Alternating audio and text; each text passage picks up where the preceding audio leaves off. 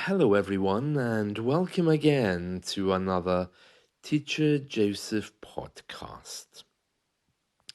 Today's expression is she bought the farm, and we're using this expression today because Sinead O'Connor, the very famous Irish musician, sadly has passed away.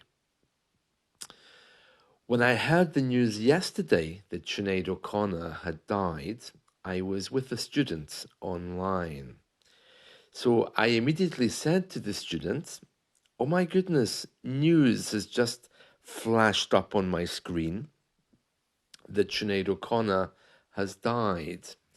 And the student replied, "Yes. And someone told me that she just bought a beautiful farm." And I said, "She just bought a beautiful farm?" He said, "Yeah, I got one text to say Sinead O'Connor has bought a really beautiful farm, and the next text said that she died. Isn't it sad?" And I said, no, no. The text that you got saying that she'd bought the farm, that's telling you that she's died. That's how we say it in English. And we do that because we're not very comfortable talking directly about death. So we kind of try to lighten the situation by using very metaphorical, indirect words. So in this case, she bought the farm is telling you she bought the farm in heaven. Okay, she's dead. It's got nothing to do with buying a nice farm and then dying. And we laughed about it. Um, she bought the farm is always used in the past tense and always with the. There's a few different ideas about where this expression came from. The one I've heard is that she bought the farm in heaven. To buy a farm in heaven means to have died. Another one that I've heard is that it's from the American military because they often crashed into farms by mistake, and then the military had to pay the farmer, and then because the farmer was then rich, he could buy his farm. So he bought the farm. I've heard a few different expressions related to this. He bought the farm is definitely the most common one, but I really don't know where that term comes from. I can tell you that it's very common to say that in the English speaking world after someone dies, but in American English, it's more popular than the UK. So we don't say it often, but in American English and in the movies, he bought the farm or she bought the farm is a very open way to say someone has passed away. One of the reasons maybe why we don't use it so much in the UK is because it sounds a bit disrespectful. I mean, I would never say it about a close friend. I'm saying it about Sinead O'Connor because it's a celebrity. So it's something different to say. But it sounds just a little bit cocky and sarcastic. Cocky means something a very confident person would say. If you describe a person as being cocky, it means that he's very confident in his way and is trying to be funny, perhaps in a situation which doesn't require humor. Yes, so Sinead, she bought the farm. It's always used in the past simple tense. It's always with the. And let me tell you a few facts about her in case you didn't know. Okay, so first of all, Sinead is an Irish name which is very popular here.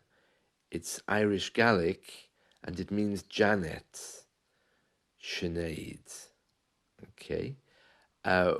The moment you step outside of London, you'll meet a variety of people who have names that will look foreign. For example, around here where I'm living, There's Porrick, which means Patrick.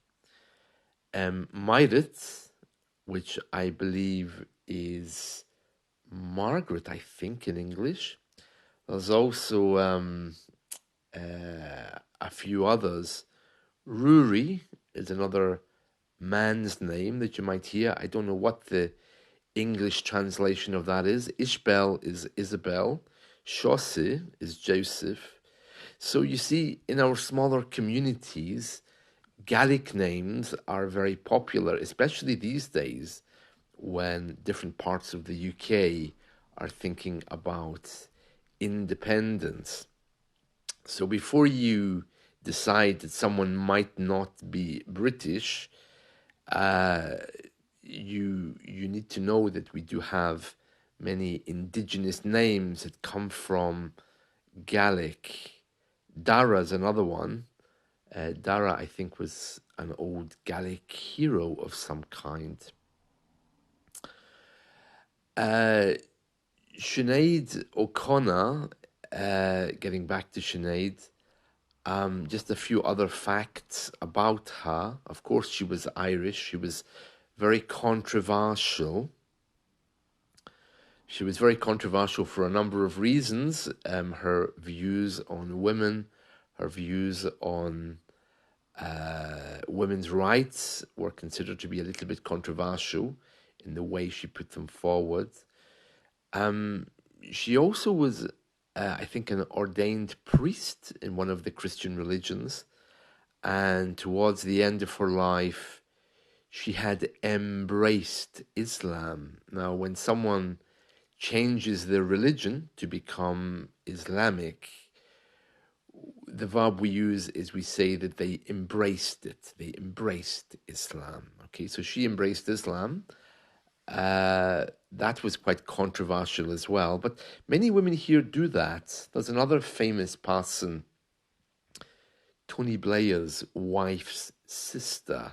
So Tony Blair's wife is Sherry Blair, and her sister also is very outspoken on views about women and women's rights. She embraced Islam many, many years ago. I can't remember her name. Let me see. Oh, yes, that's right. Lauren Booth. Because Tony Blair married Sherry Booth, and she had a sister, Lauren Booth, and their father was a famous actor here. Tony Booth, I think was his name. I think he was a comedy actor.